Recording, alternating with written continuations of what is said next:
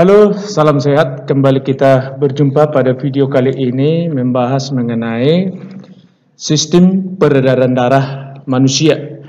Sebelum dilanjutkan, yang menjadi tujuan pembelajaran pada video kali ini yaitu diharapkan peserta didik mampu untuk menyebutkan organ penyusun sistem peredaran darah dan juga menjelaskan komponen penyusun darah, menjelaskan fungsi darah, menjelaskan macam golongan darah, dan menjelaskan perbedaan sistem peredaran darah dan peredaran limfa.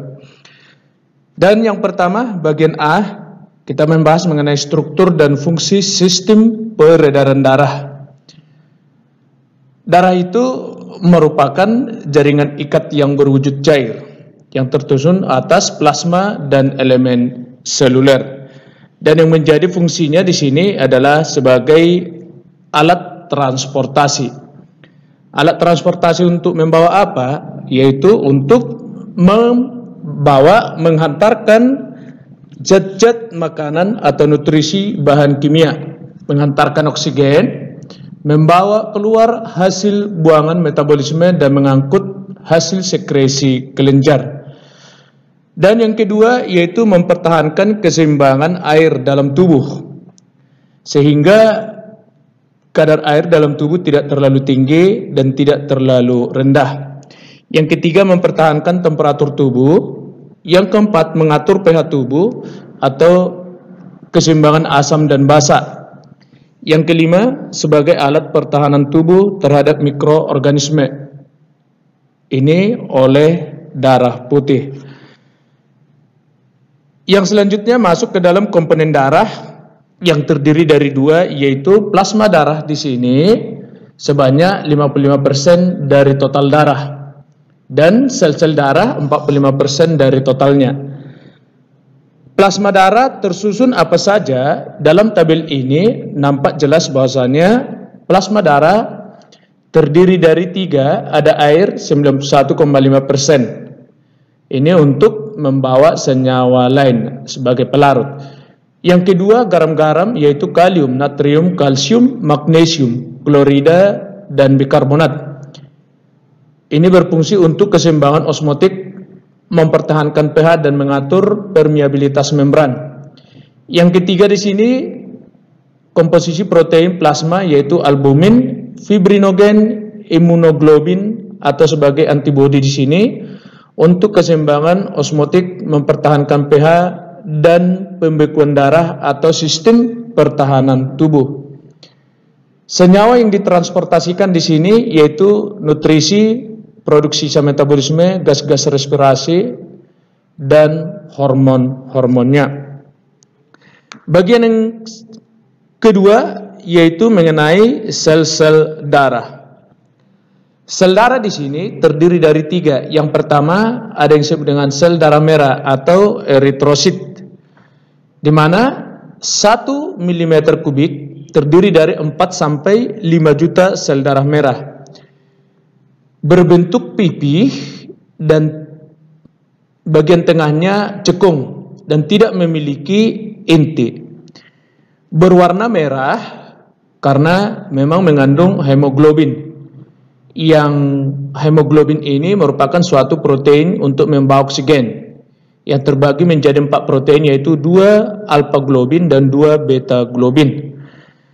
Ini dibentuk dalam sumsum merah tulang dan ini berusia 100 sampai 120 hari. Jika sudah tua, kemudian dihancurkan oleh sel-sel makrofag dalam hati dan limpa. Ketika dalam paru-paru, hemoglobin dalam sel darah merah mempunyai daya ikat yang tinggi. Ini disebut dengan oksihemoglobin, di mana terjadi reaksi antara hemoglobin dan oksigen, yaitu Hb ditambah O2 menjadi HbO2, yaitu oksihemoglobin. Ketika sel darah merah dalam jaringan tubuh, daya ikat hemoglobin terhadap oksigen berkurang, artinya oksigen terlepas dari hemoglobin menuju sel-sel tubuh. Dan sebaliknya, saat dalam jaringan tubuh, daya ikat hemoglobin terhadap karbon dioksida tinggi, disebut dengan karbaminohemoglobin, di mana reaksinya Hb ditambah dengan CO2 menjadi HbCO2, yaitu karbaminohemoglobin.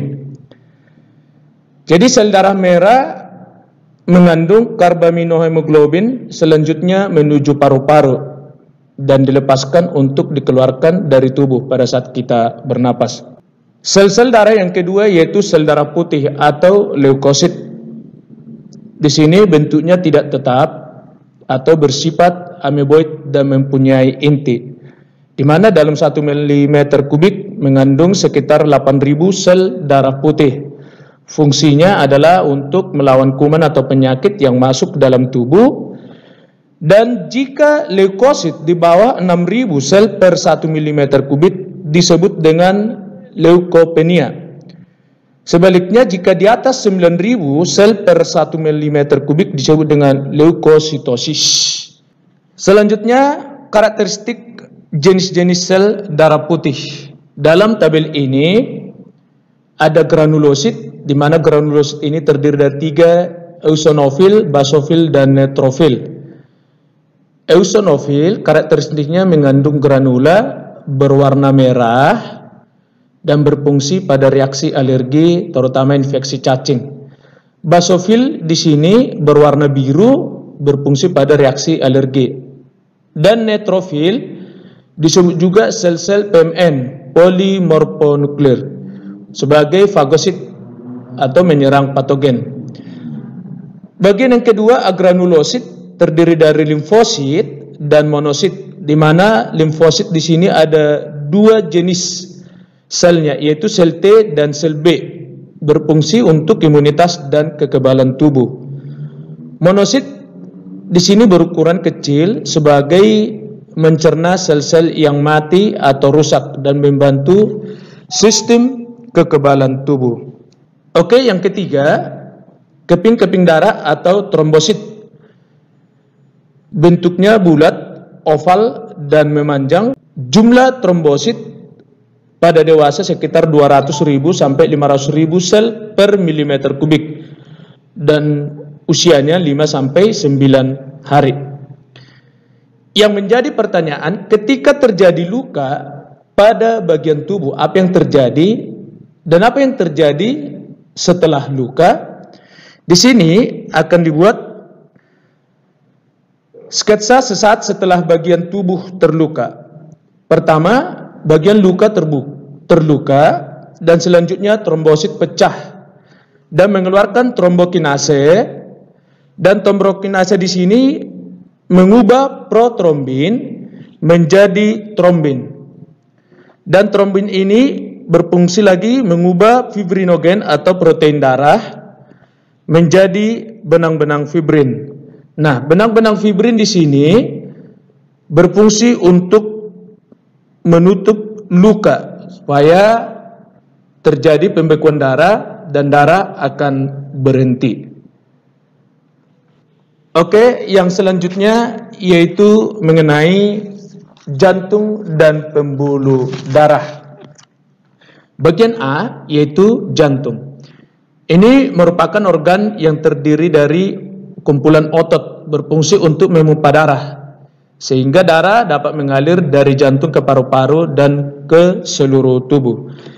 Jantung terdiri dari 4 ruangan, yaitu ada serambi kiri atau atrium kiri dan ada serambi kanan atau atrium kanan. Ini terletak pada bagian atas jantung. Yang di sini ada bilik atau ventrikel kiri dan bilik atau ventrikel kanan. Ini di bagian bawah jantung.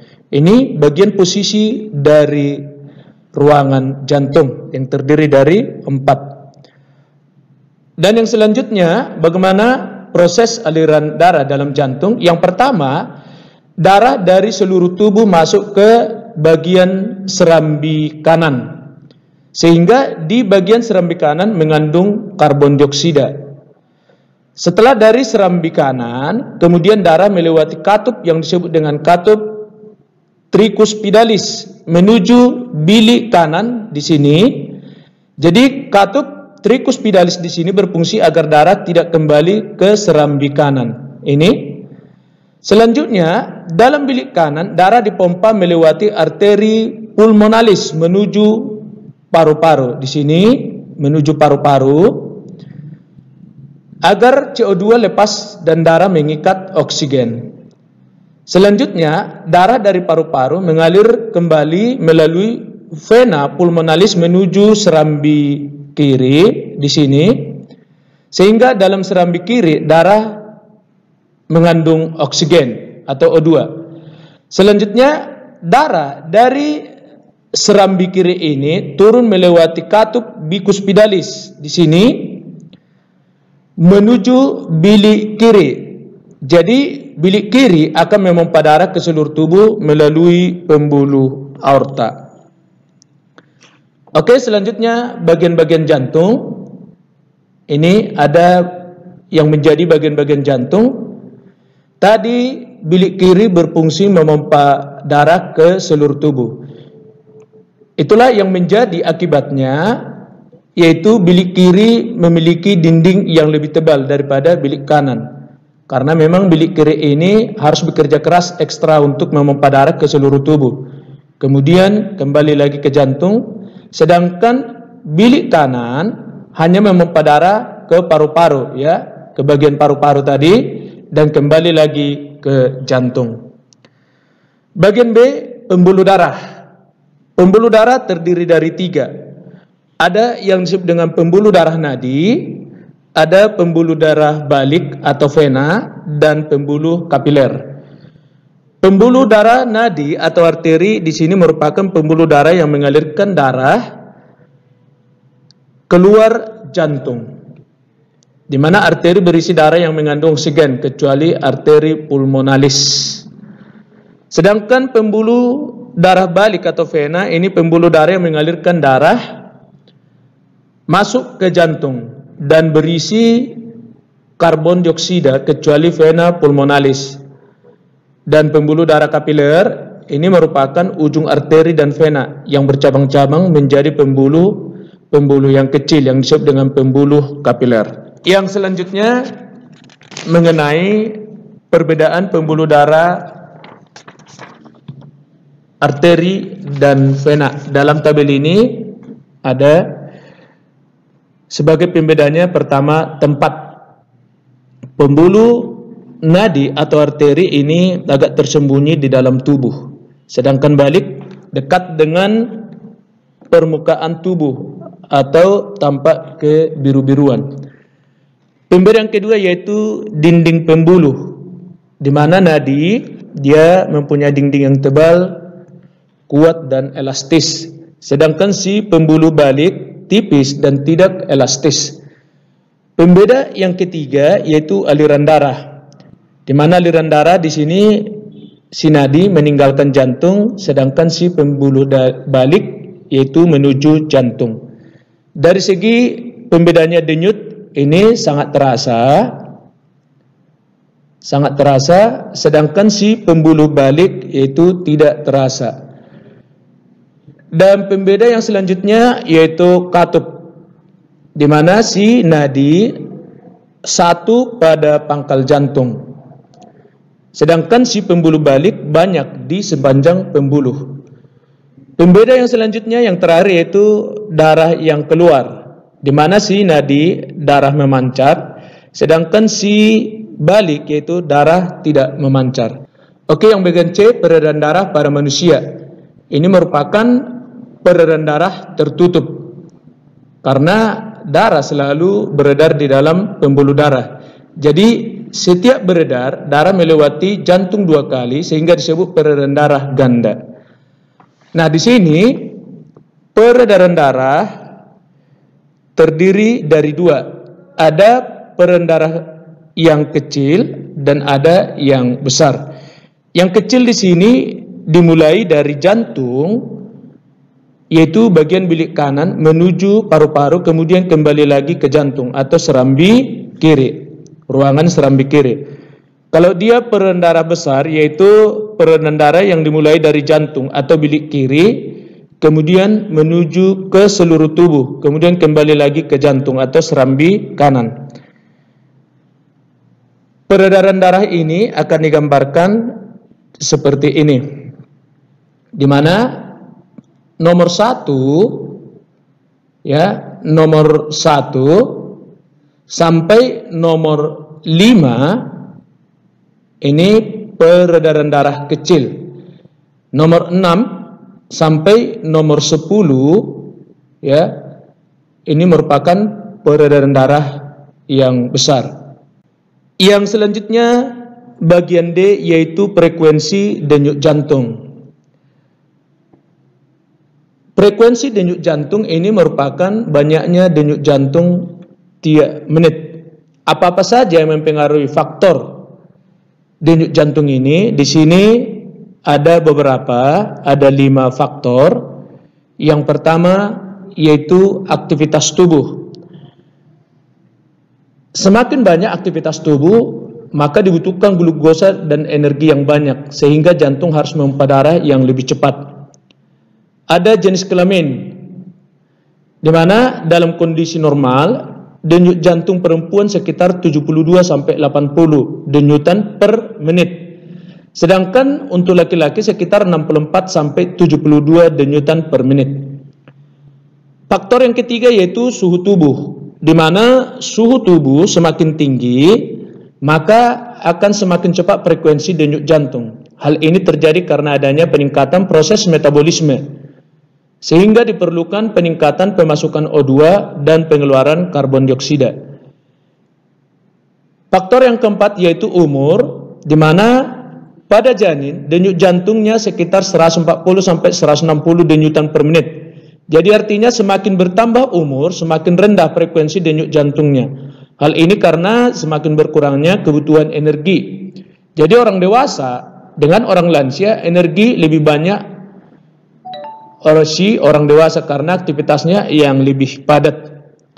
Yang faktor yang kelima yaitu komposisi ion, di mana jantung berdenyut secara normal dipengaruhi oleh komposisi ion yang seimbang di dalamnya. Jadi jika terjadi ketidakseimbangan ion, maka akan menyebabkan bahaya bagi jantung. Selanjutnya bagian B yaitu gangguan atau kelainan pada sistem peredaran darah dan upaya untuk mencegah serta menanggulanginya. Jadi akibat keseimbangan sistem peredaran darah dapat disebabkan oleh banyak faktor, yaitu gangguan atau penyakit pada sistem peredaran darah itu yang pertama jantung koroner. Ini merupakan arteri koronaria tidak menyuplai oksigen yang cukup ke otot jantung karena arteri koronaria mengalami penyumbatan oleh lemak dan kolesterol. Ya, dari gambar ini nampak arteri koroner tersumbat oleh lemak atau kolesterol.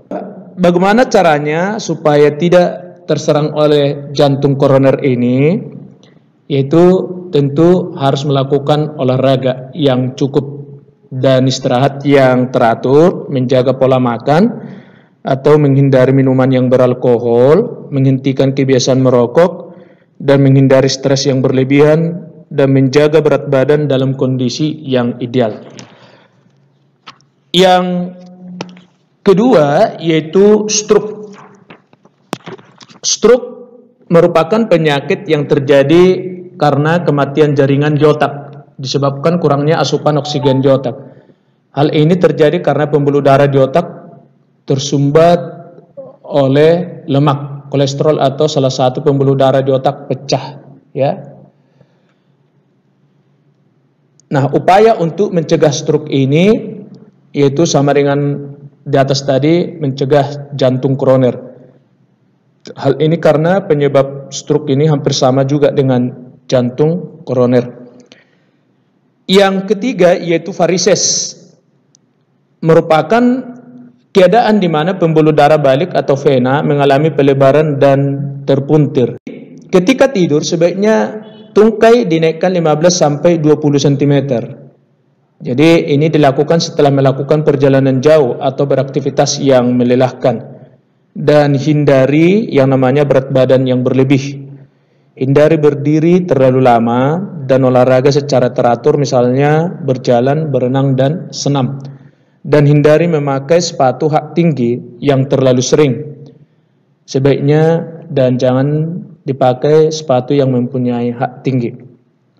Yang keempat, anemia. Ini terjadi akibat terganggunya produksi eritrosit.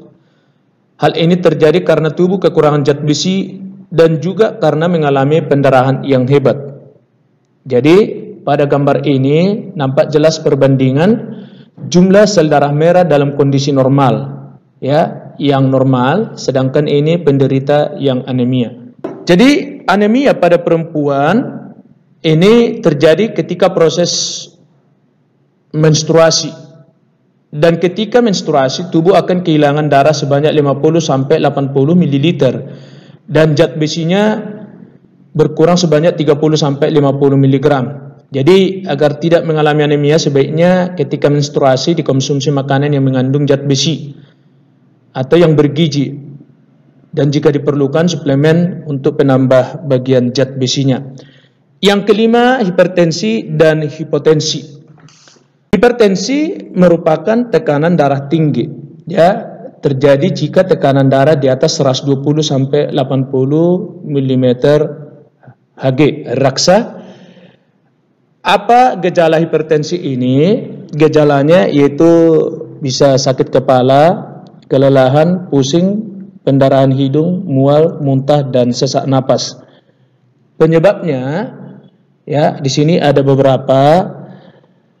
Itu ada pengerasan pembuluh darah, ada juga kegemukan atau obesitas, kurang olahraga, stres yang berlebih, konsumsi makanan yang berlemak atau yang kolesterolnya tinggi, dan juga bisa karena merokok dan konsumsi minuman yang beralkohol, ya.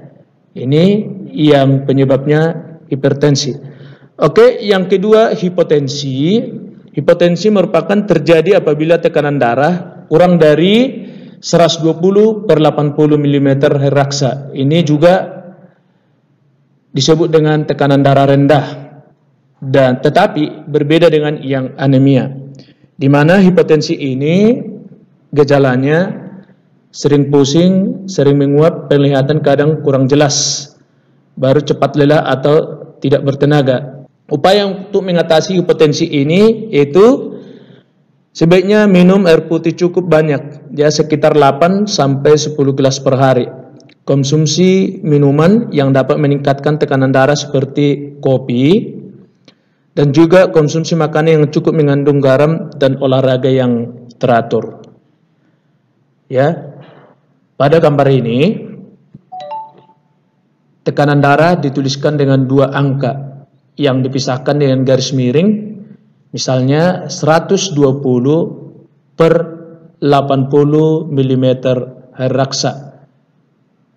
Nah, artinya apa?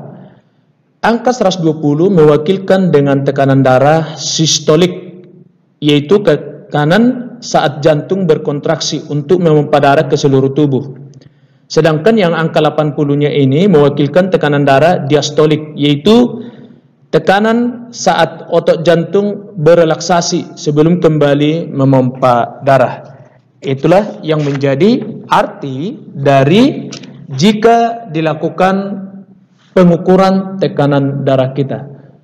Oke, sampai di sini pembahasan kita mengenai sistem peredaran darah manusia. Semoga materi dalam video ini dapat bermanfaat. Sekian dan terima kasih.